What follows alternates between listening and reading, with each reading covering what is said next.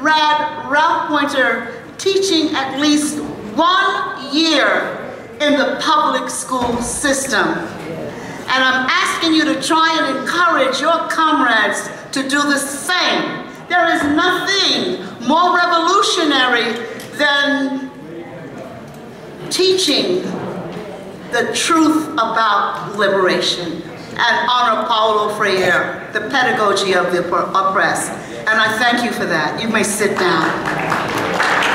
So today, you have seen the next generation here. You know what they did in Philadelphia to the Move family. And this is proof that we can win. Because those of you who are here, you know the history of where he was born.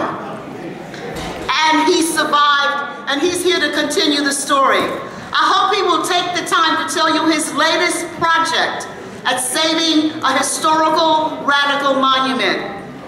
In addition to that, this sister here is awesome. And we want to thank all of the committee, and I'm going to ask them to stand up because I can't remember people's names anymore. And that goes for me being sitting all the way in the back. Okay, all of the people on the committee. The writing committee, stand up. The tech committee, stand up. The web committee, stand up. And the support committee is at the table. You see that lady with white hair? Everybody up there was a part of the committee that made this happen. So I've got 10 seconds. And this is what I want to say to you tonight. When Ralph was transitioning, he looked up at me and he said, "It's on you now, sister." Because I was in denial. I don't ever accept it when a revolutionary is transitioning. I just have something in my head, I can't see it. And he said, I said, "What do you mean I can't do this?" He says, "You've got to pick up the work." Well, we always say get organized. Everybody here is an organizer. The question is, will you stay organized? And so when you speak tonight, speak truth to freedom. Bring Mamiya home. Bring Peltier home. And hold these Democrats accountable. Sit on your hands until they meet your demands. Thank you.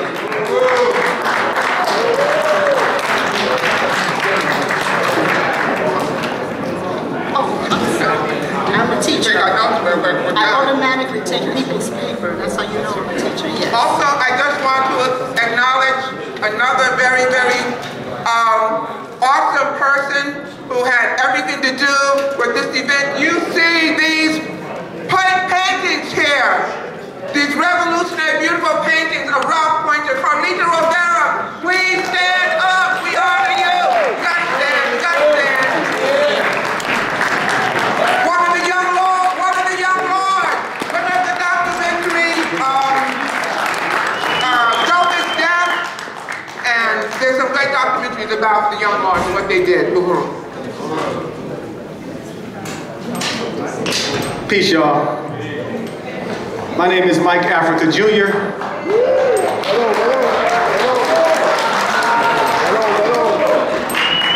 I'm honored to be here today as a co-host for Ralph Poynter.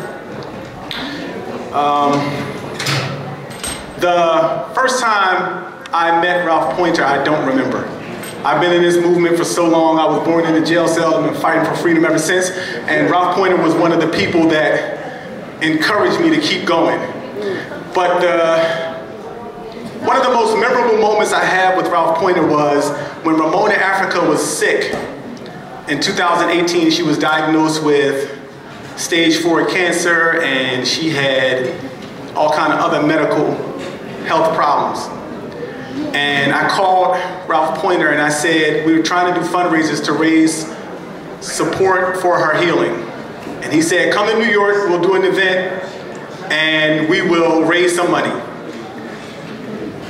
From the time we started, Ralph was kind of taking a back seat in the event. And when I was about to leave, I realized that we had about $1,000 raised. And I said, oh, that's great. That really helps. Thank you, Ralph. And he said, that's not enough. And I said, well, that's $1,000. And he said, young man, do you remember the cartoons see the person grab someone and turn them upside down and shake them until everything fell out of their pockets? I said, I've seen some of those cartoons. He said, that's what you're about to see tonight. Before I left, I counted $7,000. And from that point on, I lovingly referred to Ralph Poynter as the shakedown artist.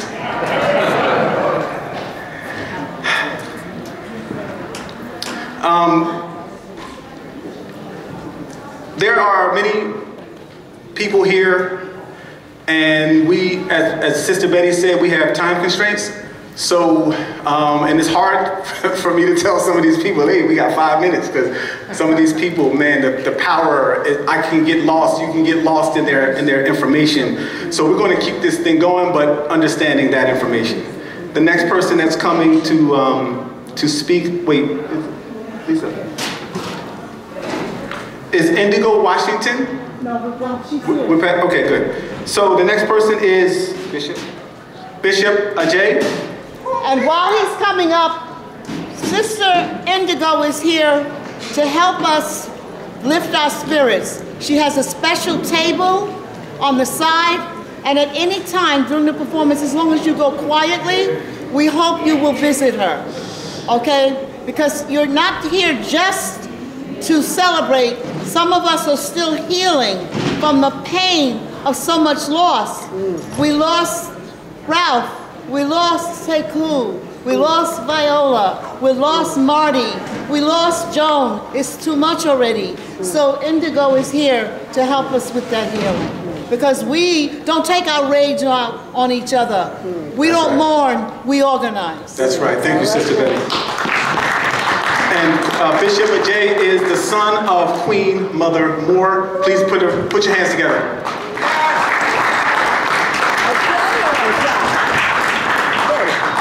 How about a hand for Comrade Betty Davis, who's continuing the struggle her and Ralph been a part of for so long. Let me say to anyone, if you can give any donation towards our political prisoners, it's greatly appreciated and greatly needed. Spirit of the living God, saturate this place with such an anointing, we'll never be the same again. We release you to change us, rearrange us, mold us, shape us. Don't leave us. We need your presence as never before as we face the evils of today.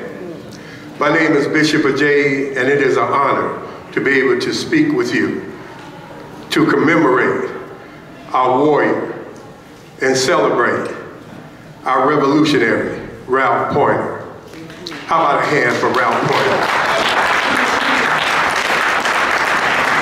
So I bring you warm and spiritual greetings, because we need warm and spiritual greetings as we live in such a cold and hostile climate in the wilderness of North America. If everyone could stand.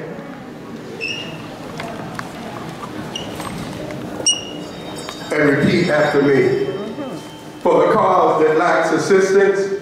For the cause that lacks assistance. For the future not too far in the distance. For the future not too far in the distance. For the wrong that needs resistance. For the wrong that needs resistance.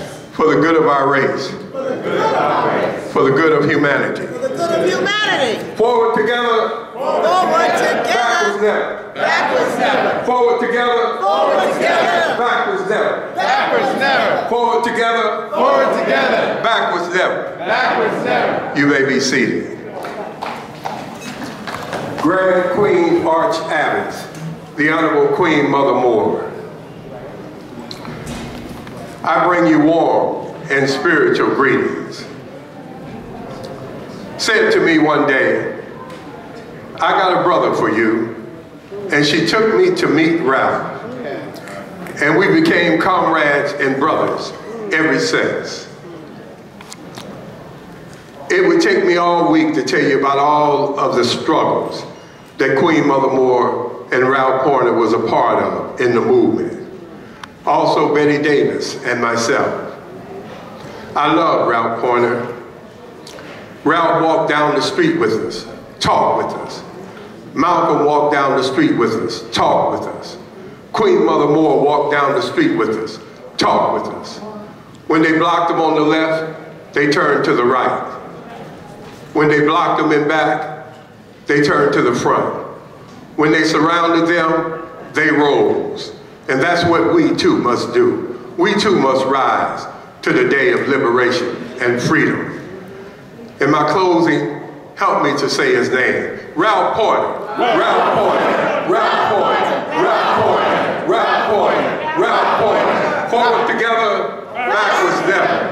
Forward together, backwards never. Forward together, backwards never. Remember, the battlefield is everywhere. Let's continue to work. Free the land.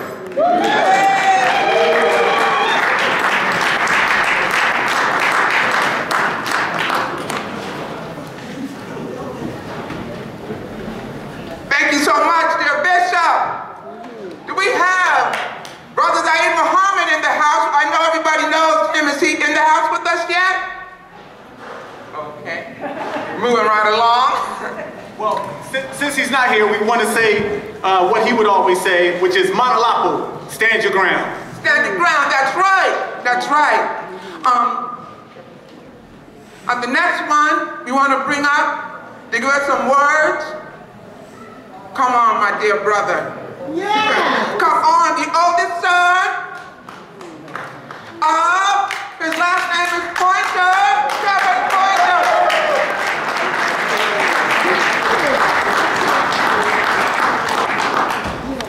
Where's that wise guy who handed me this baton? Where's he at? All right, man. You know how big my dad's shoes was? And you gonna give me 3 minutes to talk about my dad? You're not even doing it for 5 hours. All right, so we're here today to honor my father, and I'd like to go back to the 60s, 1966, 1967, when I was a little boy, and my dad was like a really incredible guy. He was the second African-American Greyhound bus driver in New York City, second. He had a master's degree in education, so we take it for granted where we are today. I know we like to think not too much farther, but when you have a master's degree and you can't even be a Greyhound bus driver, that's pretty ridiculous. But anyway, my dad would come home after a long day at PS 175 in Harlem, and I'd say, hey Dad, let's go play stickball, and he just would collapse. And I'm like, man, what's so hard about being a school teacher? So I'm looking at that stupid show, Room 222, and I'm thinking, you know, all you gotta do is go in there with the chalk and, you know, 1, 2, 3, ABC. But, you know, my dad would go to sleep, and that same day I remember going outside, and my friends were like, man, we saw your dad on TV, man. He was rolling through them policemen like Jim Brown rolls over linebackers. And I'm like, you know, there wasn't anywhere I could go. My mom would take me to church, and there was this guy named Brother Jenkins. And he said, hey, I saw your father. I mean, he was incredible. He was like Joe Louis. And I'm like, wow, did you help him? And he was like, oh no, I didn't get off the bus, but I'm praying for him. So my dad was the most important thing I want to bring out about my dad was his selflessness to the community. He was an incredible person. He was intelligent, he was athletic, he was a musician. The only thing I think my dad could not do was dance. I mean, you give him a football, a baseball, you give him a book, you couldn't outthink him, you couldn't he never went to sleep, except I remember when I was a kid and he was at 175. But, you know, my dad lost his teaching license, and You know, when I went to college and I was writing those papers, and when I became an adult, I thought, wow, that's pretty incredible to have your livelihood taken away. But you know, my dad was formidable. I mean, he got a toolbox and opened up his own motorcycle shop. And we had the second biggest motorcycle shop in New York City. So he did not let things get to him. And I remember one time also when I was a kid and Walter Cronkite came on and said, oh, demonstration in Detroit, and I was seeing these dogs and police beating black folks, and I was like, man, look what they doing to them Negroes, because that's what they used to call us back then. And my dad said, you know, that's never going to happen to you. And you know, sure enough, all through my life, my dad was a protector to all his friends, his family, his community. And I would always ask him, weren't you scared back then in the 60s to be fighting police and grabbing the principal and doing, I mean, he put his motorcycle helmet on and come to the school and say, hey, get out, and meant it. And you know, unfortunately, we don't have the pictures of him knocking out the man, left, right, bang. He was ruthless and the police was toothless. He was like that. But the thing, I asked him, were you afraid? And he was like, yeah. He was like, yeah, I was afraid, but I never let my fear take control of me. And he would say, I'm more angry than I'm afraid.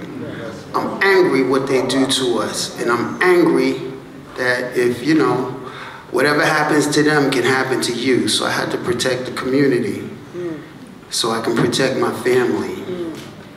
And my dad, he never sold out. He never took a job. I'm sure my dad was offered positions to maybe be the chancellor of City College, to be this and to be that. But he always stood his ground. He never yielded. Even in the end, in the hospital, in the ICU, I said, Dad, man, you know, you're a mentally capable guy. I want you to close your eyes and meditate, and I want you to heal these wounds like in a science fiction movie. I want you to just meditate and concentrate on yourself. Forget about everybody else. Concentrate on yourself. Man, before I could get out the hospital to the train station, he got his little phone on and he got the Ralph Poynter show going. The show must go on. From the ICU bed, with his last breaths, even though he didn't have that physical strength to roll over you like it was 1966, he was determined. So today, in honor of him, we need to think about our determination. Maybe I'm going to make some neighborhood community scout cookies and sell them so we can get our political prisoners, people who are in prison now. And one of the things my dad would always point out to me is like, look, everybody can't be a soldier, but they can do their part. They can sew a flag. They can make uniforms. They can come to the school and get an after-school program in penmanship. So we need to think about how we're going to honor Mr. Poynter, make his sacrifices worth something, and always remember the people who are behind bars at this moment, who had the courage to go out and do things that we may not be physically or mentally or spiritually capable of. And this is not to slight anybody, but everybody can't do everything, and everybody can't be, you know, Special Forces G.I. Joe. So let's everybody do our part. Remember our heroes. Remember my father. Remember Ralph Poynter and his sacrifice and his unyielding. I mean, you know, he never became a bitter person. Uh-oh, the hook is coming. The hook. When I get weak with this baton, I'm coming for you. You're gonna help me out. Where's that guy that gave me this baton? All right, everybody. Thank you very much.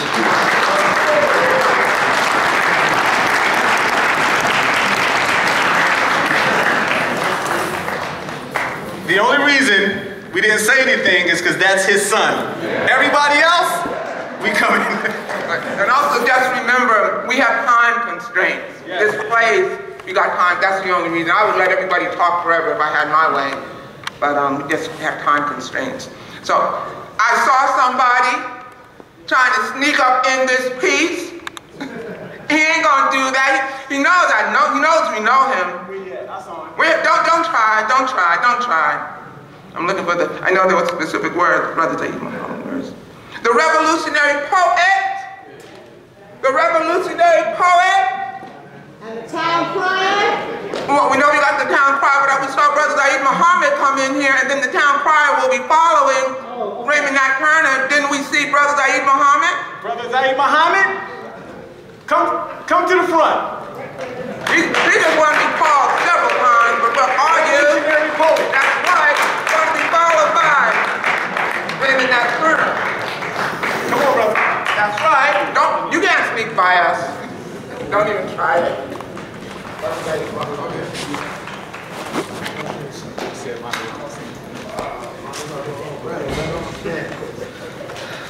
Everybody, long live Ralph Poynter.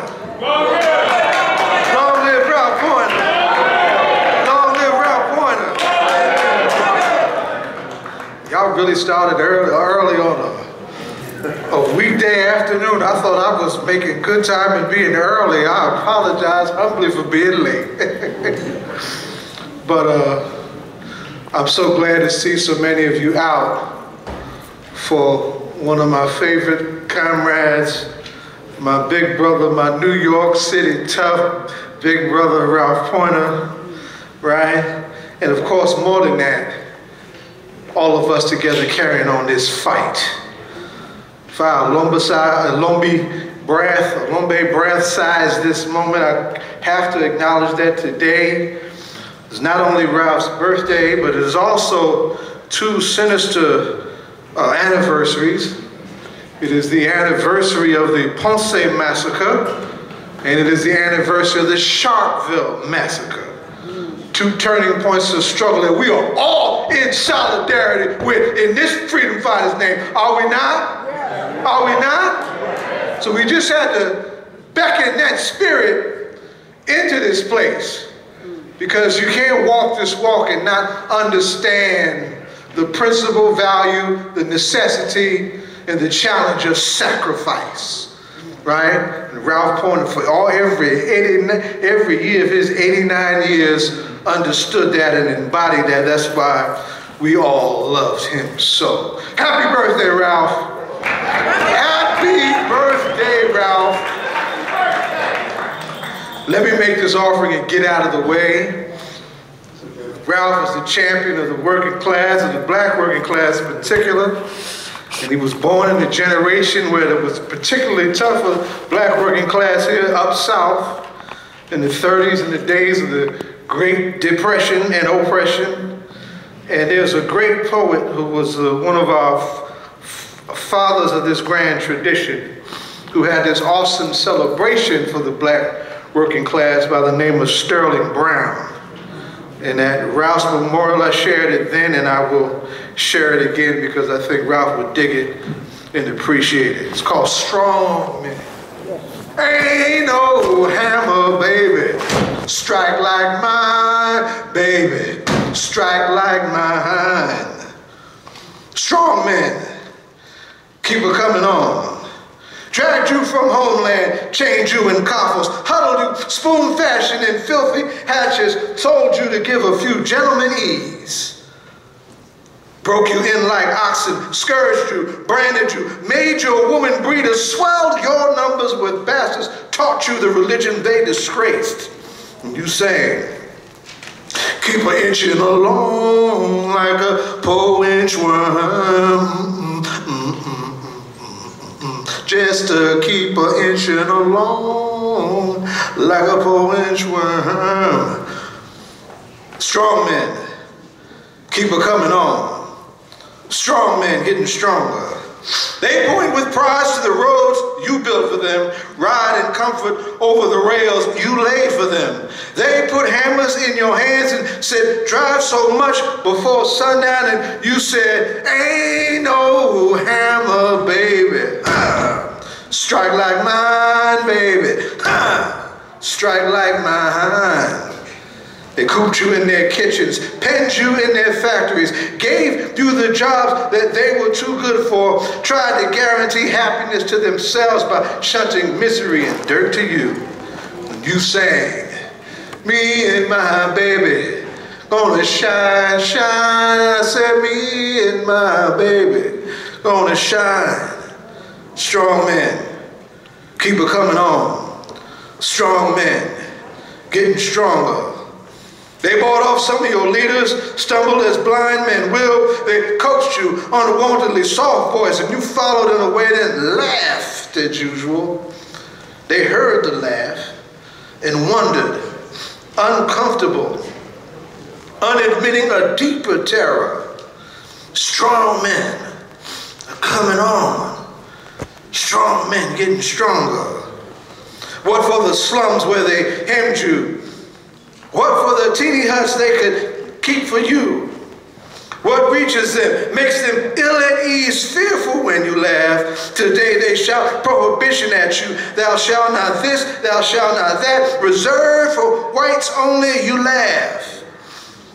One thing that they cannot prohibit is the strong men. Strong men coming on. Strong men getting stronger. Strong men, stronger, stronger. I said, ain't no hammer, baby, strike like mine. Strike like mine, ain't no hammer, baby, strike like mine. Strike like mine. Long live Ralph Poynter. Long live Ralph Poynter. Long live Ralph Poynter. Long live Ralph Poynter. Carry on the tradition. Right on.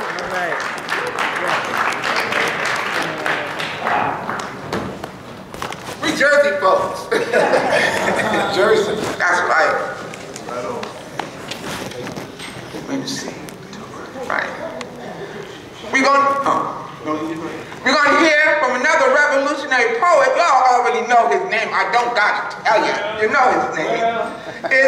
He's the town crier. Sister Betty made sure that we say this. He is a town crier with the Black Agenda Report and the poet in residence. I ain't got to, he ain't even got to say his name. Do we gotta say his name? Do he know he here? He know he here. Raymond Nat Turner. Only one. Let's go. Only one.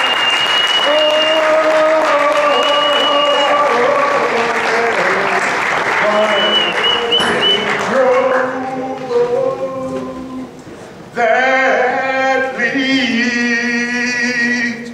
to this door will never disappear. See that road some more.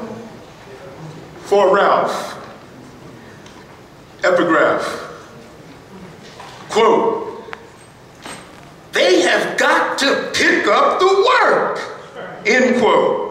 Ralph Poynter. 1.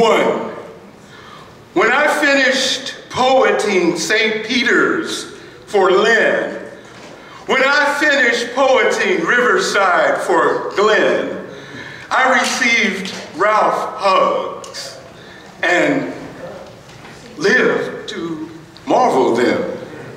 Ever receive a Ralph hug? Ever receive a Ralph hug and recalibrate solidarity? Ever receive a Ralph hug and know it's not business, is personal.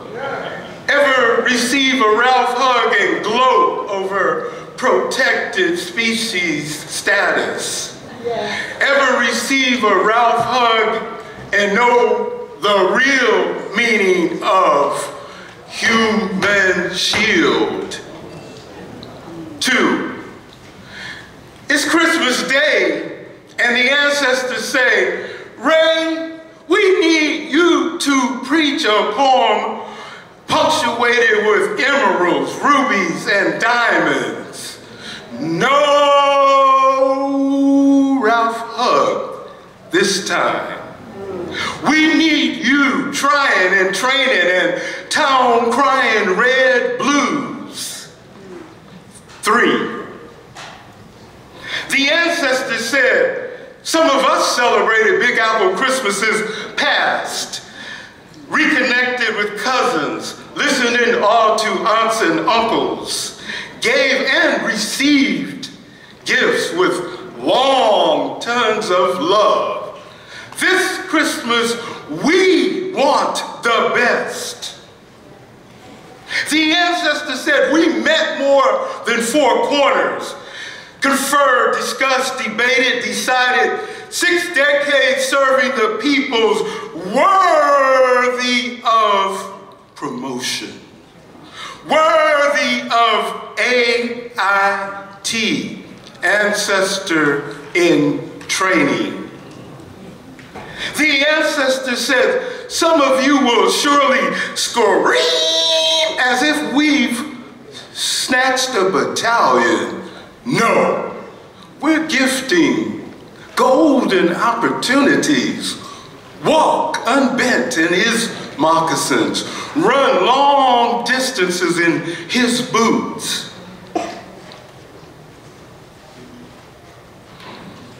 The ancestors said, your Keystone State son of a steel worker lives.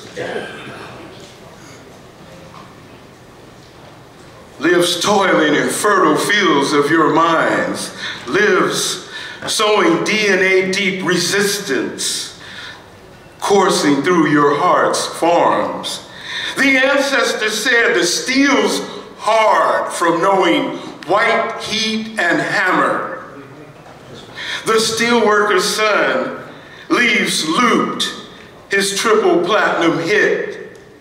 3-word song of love, anti-capitalist chant, meditation for movements. Keep it going, keep it going, keep it going, keep it going, keep it going, keep it going, don't stop. Keep it going, keep it going, keep it going, you're all. 4, the ancestors said, roll up your sleeve before you leave and get Ralph Poynter protracted resistance booster shots, 6-decade lasting jabs. Roll up your sleeve before you leave and get Ralph Poynter postal worker protection injections. Neither rain, sleet, nor snow stops you. Roll up your sleeve before you leave and fill Ralph Poynter prescriptions. Possible side effects include reliability, rebelliousness, ever readiness for revolution.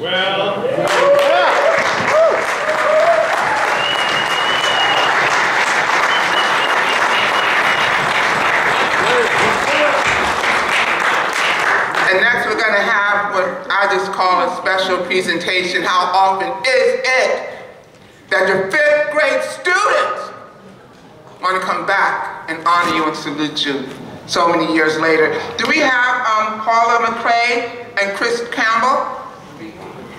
Oh, come right on up. Yes. Yeah, right, initially when I was looking at this and I saw 5th graders, I'm like, oh, you have some 5th grade children here. They were 5th grade. Thank you so much.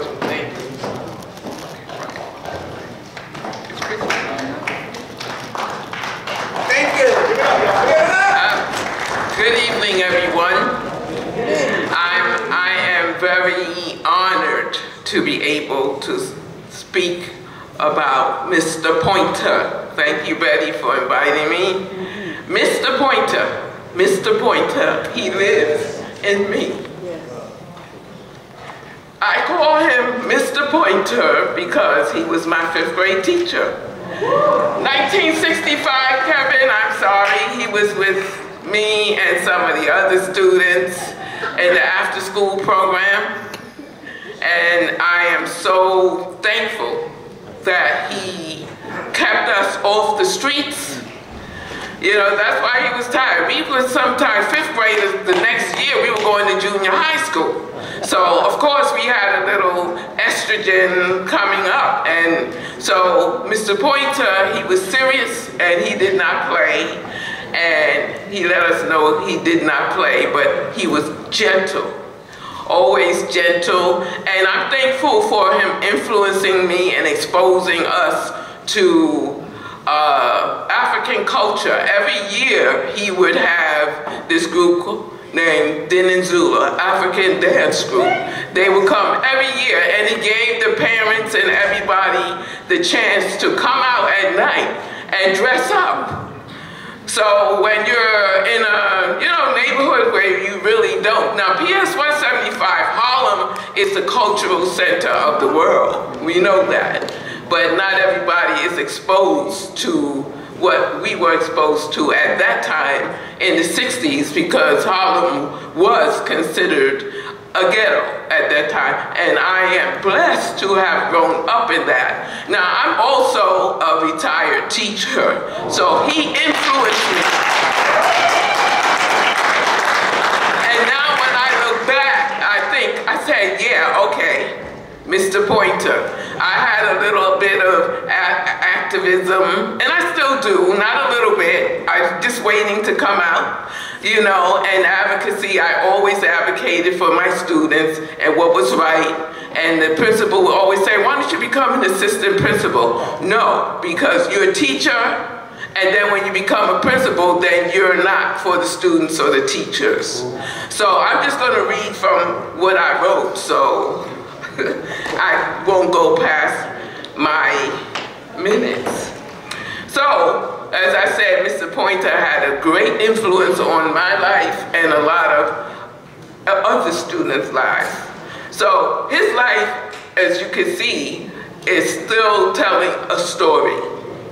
And I say Mr. Poynter was a great storyteller by the way he lived his life until the end. He showed us how to live by his example. He was way ahead of his time, way before social media as we know it today. He was and still is and one influencer by his life of activism. His life was true to a few sayings. Actions speak louder than words. When you see something, say something. He took one step further, he did something, and stand your ground was the 4th saying. I consider myself a lifelong learner. Mr. Poynter's legacy is that he was a lifelong teacher and a leader. After the death of Martin Luther King Jr., we asked, who will be our leader? Mr. Poynter's life has taught me that we are all leaders in our own right, that we must learn to speak up for what is right. Our lives are stories that are told by others. In the end, how will our stories be told? Thank you, Mr. Poynter, for taking us from crayons to perfume. May you rest in peace. He was our city 48.